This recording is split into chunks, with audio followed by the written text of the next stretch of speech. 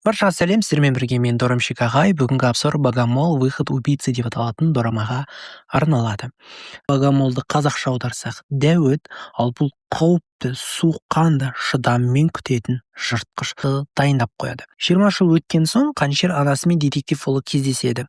Ұлын көрген анасы жүзігінің орны тұр, балаларың бар ма деп әрине қызығып сұрайды. Ұлы жауап бермейді, тек іс туралы сөйлесуді сұрайды. Одан кейін екі детектив Богомолмен бірге қылмыс орнына барады. Бізге детектив жігіттің жеткіншек кезін көрсетеді, мектепте құрдастар ұрып соғады, детектив онымен бірге тамақтанып, оған полицей болуға кеңес айтады. Сол кезде көп адамдарды құтқара алатынын алға тартады. Богомолдың нақты қай жақтан өлтіргені, қалай болған жайлы тек қағаз жүзінде болған.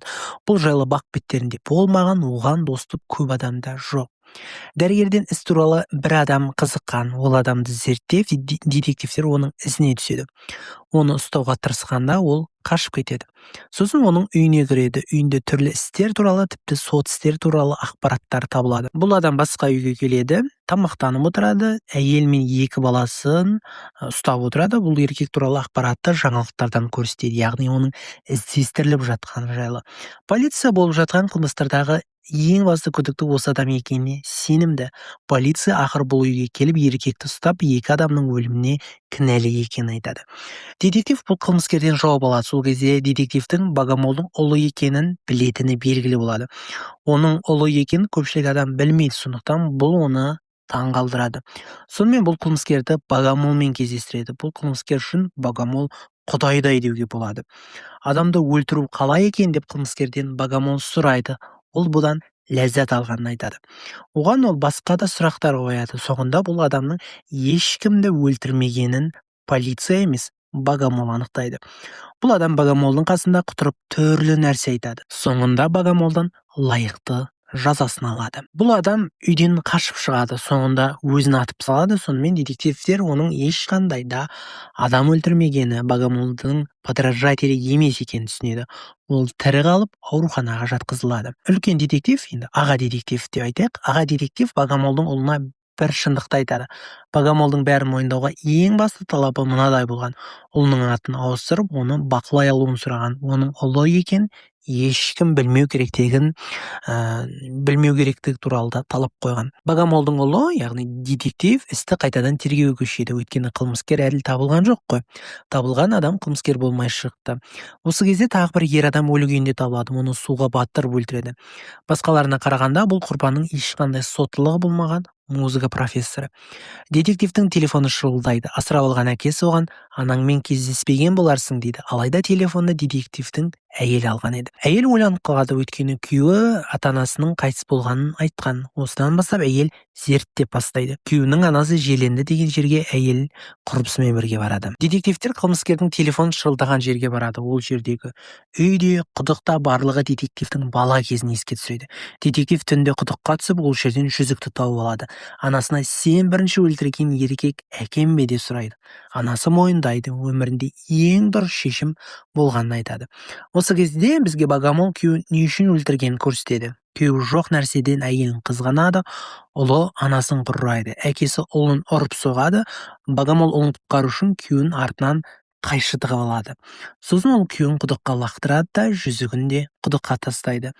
Осыны ұлына айтады, ал ұлы әлбетте қанішер анасына сенбейді. Күйеуін өлтіргені Богомолдың ісінде айтылмаған, демек ол 5 емес 6 еркекті өлтірген деген сөз. Сол кезде анасы адам өлтіру қиын емес, оның артын тазалау қиын екенін айтады. Содан бізге бұрынғы шақты көрсетеді. Күйеуі әйелін көшеде өлтіріп ұрады. Полицей оны көріп, ұрудың қажет жоғын айтады. Әйелге көмек керек болса айтыңыз дейді де, сонымен болды. Ал бұны Богомол көреді. Ол еркекті суға батырып өлтіреді. Детективті асырап алған әкесі туралы айтқан едім. Ол әрине оның ешқандай да әкесі емес, ол Богомолдың әкесі. Яғни детектив жігіттің нағашы атасы. Бұл істің бәрін күйеуін өлтіргені, қалай өлтіргені подражатель қаншер білетінін түсінеді. Сонымен детектив подражательді іздеуге көшеді. анасымен сөйлеседі. Олармен бірге тұрған көршілерден іздеп бастайды. Богомол күйеуін өлтірген кезде көршінің бар болғанын айтады. Содан сол баланы, яғни қазір үлкен ер азаматты іздеуге көшеді. Детективтің әйелі де қарап қалмайды, енесінің жатқан жеріне барғаннан кейін құрбысымен бірге күйеуі барып тұрған үйді көреді. Сол жерде олар Богомолдың көршісінің баласын көреді. Ол Чони Синді, яғни детективті танитынын айтады. Содан ол детективтің анасымен бірге түскен суретін көрсетеді. Одан кейін оларды көлікпен жеткізіп тастайтынын айтады. Содан детектив пен бұл жігіт екеуі кездесіп қалады. Сосын ол детективтің үйінде қонақ болады. Қонақ болып отырған кезде ол Богомол туралы айтады. Бес еркекті өлтірген деп. Көбірек Суйол біледі, ол полицей ғой деп айтады. Бірақ ол анасы деп меңзегені. Көрші әйел болды, ол маған анамдай қарады деп қыздарға айтып береді. Оның айтып тұрғаны әрине Богомол. Детектив бұл жігіттің тұрғылықты жерін табады. Ол детективтің үйіне жақын жерде тұрады. Екеуі әрине кезігіп қалады. Детектив қанішердің осы екеніне сенімді. Сонымен ол полиция бөлімшесіне жеткізіледі. Одан жауап алып бастайды. Ал Богомол болса өзі орналасқан жерінен қашып кетеді. Ал ауруханада жатқан өлеңдеп қалған мына адам, онымен детектив әйел кездеседі. Ол болса мені Богомол өлтіреді деп қоймайды. Сіз бір шындықты білсеңіз айтыңыз дейді. Бірақ ол қашып кетеді. Оны полиция іздеуге көшеді. Ол қашып бара жатқан кезде оны көлік қағып кетеді. Сонымен ол өліп қалады. Богомол келінімен кездесуге келеді. Ол оның енесі екенін айтады. Ол келініне барлық шындықты айтады. Осы кезде детектив анасын алып кетеді. Ол бұрынғы жеріне қайта оралады. Өліп қалған еркекті көлікпен қағып кеткен Богомол екені анықталады. Дәлел табылмағаннан кейін детективтің көршісі бостандыққа шығады. Содан детективтер енді басқа адамды іздеуге көшеді. Детективке телефон келіп жетеді. Ол телефонда адамдарды өлтірген видеолар жарияланған. Телефонға біреу қоңырау шалып, анау әйелге апарып бер дейді. Сонымен тұтқаны қойып тастайды. Детектив ақыры группаға бар шындықты айтады, бірақ ол Богомол анасы екенін жасырып қалады. Сонымен олар сөйлеседі. Ол қанішер бүгін тағы бір адамды өлтіретінін айтады. Полицейлер бір опера әншісін өлтіреді деп ойлап, опера театрына барады. Қанішер опера әншісін емес, күдікті болған детектив Суйолдың көршісін өлтіріп кетеді. Оқиға орнына Богомол келеді. Детектив анасына жалынып, қанішерді ұстауына көмектесуді сұрайды. Сонымен Богомол қанішермен қайта сөйлеседі. Олар видеозвонокпен сөйлеседі. Ол маска тағып алған. Ол тағы адамды өлтіргелі жатқанын айтады. Оны ұрып жатқан тіпті көрсетеді. Ал полиция оның қайда екенін анықтап қонақ үйге келеді. Номерді ақыры табады. Бірақ әрине ол қашып кетеді. Детектив оны ұстауға тырысқанда оны ұрып қашып кетеді. Бір жақсысы жәбірленуші тірі қалады. Детектив әйел Суйол детективтен күдіктеніп бастайды, яғни Богомолдың ұлынан. Сондықтан ол туралы көбірек білу үшін әріптесінен бұл жайлы анықтауын сұрайды. Богомол адам өлтіргенде ыңылдап ән айтады. Подражатель қылмыскерде дәл солай әнді ыңылдап айтады. Детектив демек бұл адам Богомол өлтірген жерде болды деп топшылайды. Сол кезде Богомол тағы бір баланы еске түсіреді. Ол әкесінен қатты қорлық көрген бала. Сол кезде бұл бала 12 жаста болған. Қазір ол әрине үлкен кісі, бірақ ол Богомолдың ұлы туралы барлығын анықтаған. Тіпті оның әйел туралы да біледі. Бұл қылмыскердің түр-келбеті өзгерген болуы мүмкін екен айтылады. Травмаға байланысты. Ол бұрын ер адам болса, қазір әйел адам болуы мүмкін, яғни трансгендер.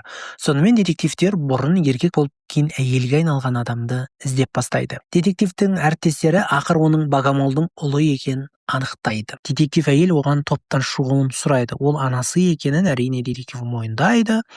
Детективтер басынан бізді немесе Богомолдың ұлын біреуін таңда дейді.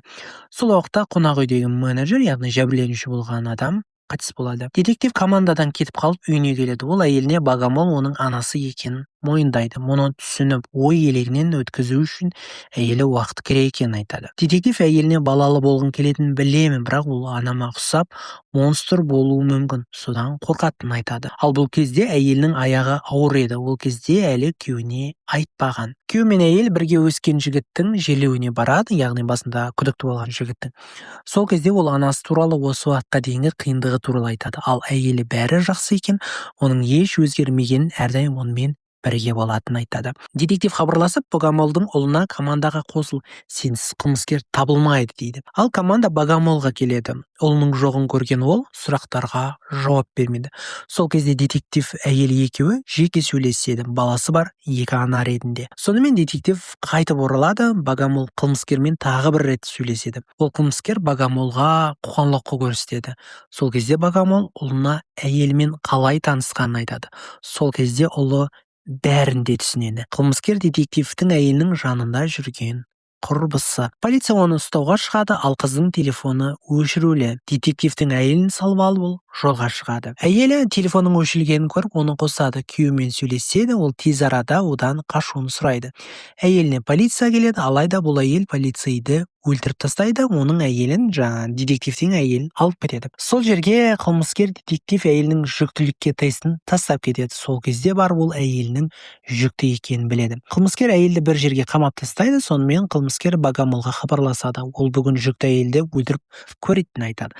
Қылмыскер әйелді құтқарып қалатын, бірақ егер Богомол ауысса ғана рұқсат екенін айтады. 5 сағатта алмасу болатын, бірақ полиция болмау керек екенін айтады. Жандарында болмау керек екенін. Детектив анасына барма, әйтпесе өлейсің дейді. Егер осылай күнәмді жуып шай алсам, онда барам.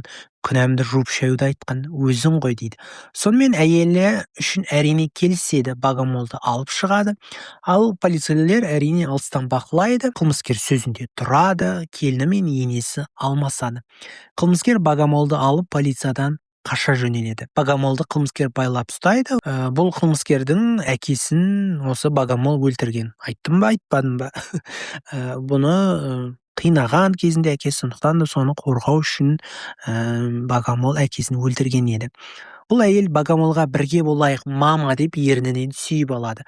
Богомол әйелге қолыңнан түк келмейді, тіпті профильді де өшіруді білмейдің дейді. Бұл мені өлтіруге соңғы мүмкіндігің дейді. Богомол қол кісенді шешіп алады, оның кілтін ұлы берген еді. Содан оны пышақтайды да, полиция тез келсе аман қаласың дейді. Содан Богомол кетіп қалады. Детектив олардың қайда екенін тауып алады. Әйел жалғыз қалған, ол детективті өлтірмек болады. Сол кезде оны детектив әйел құтқарады. Қылмыскер оны пышақтайды. Детектив әйелді құтқару үшін Богомолдың ұлы оны атып салады. Содан анасын іздеуге көшеді. Детектив қылмыскердің үйіне келеді. Сол жерде түрлі суреттер болады. Компьютерден Богомолдың гипноздан өтіп жатқан видеосын табады. Богомолдың анасын әкесі өлтірген, сосын әкесі қызына тиіскен. Соны айтады. Бұны көрген Богомолдың ұлы қатты таңғалады, өйткені анасы түрмеде болғаннан бері оны баққан нағашы атасы еді. Сонымен бізге атасын көрсетеді. Ол байланып отырады. Богомол әкесіне сәлем әке, көріспегелі көп болды дейді. Содан бізге сол кезді көрсетеді. Әкесінің қызына тиіскенін көрген анасы ұрыс шығарады. Сол кезде ол әйелін қылғындырып өлтіріп тастайды. Ал оны қызы, яғни Богомол көреді. Әкесі одан кейін көп жыл өтті. Қазір өзгердім, дін қызметкері болып, жетімдер үйін аштым, қыздарды асырап алғанын айтады. Өз әкесін пышақтайын деп жатқан кезде ұл келіп қалып қаруды таста дейді. Ал әкесі немересіне қане өлтір оны деп жалынады. Ол атасына анам дьявол деп келдің, мен саған сендім, аузыңды жап дейді. Ұлы анасына қажеті жоғын айтады. Содан ол жердегі қызды атасы зорлап келгенін көріп, детектив атасын атып салғысы келеді. Шешесі оны тоқтатады. Сол кезде шешесі ұлын тоқтатып, оны ұйықтатып тастайды. Детектив оянса, далада жатыр екен. Ал атасы мен анасы шіркеуде өртеніп жатады. Әрине оны өртеген Богомол еді, әкесімен бірге өлу үшін. Ұлы шіркеуге кіріп, анасын алып шығады. Чонесин тұр деп Богомолды аман алып қалуға тырысады. Чонесин бұл Богомолдың шын аты. Содан анашым тұр, мені тастап кетпе деген кезде Богомол оянады. Ол ұлының өлуіне жол бермегеніне жылайды. Ұлы анасына біз саған келіп тұрамыз дейді. Богомол қажет жоқ, мені ұмыт та өз өміріңді сүр дейді. Бірақ ұлы бас тартады, сен менің анамсың деп. Богомол ұлына сен маған ұқсамайсың, детектив болып көп адамдарды құтқардың, сондықтан да балаңның мен сияқты болмайтыны анық дейді.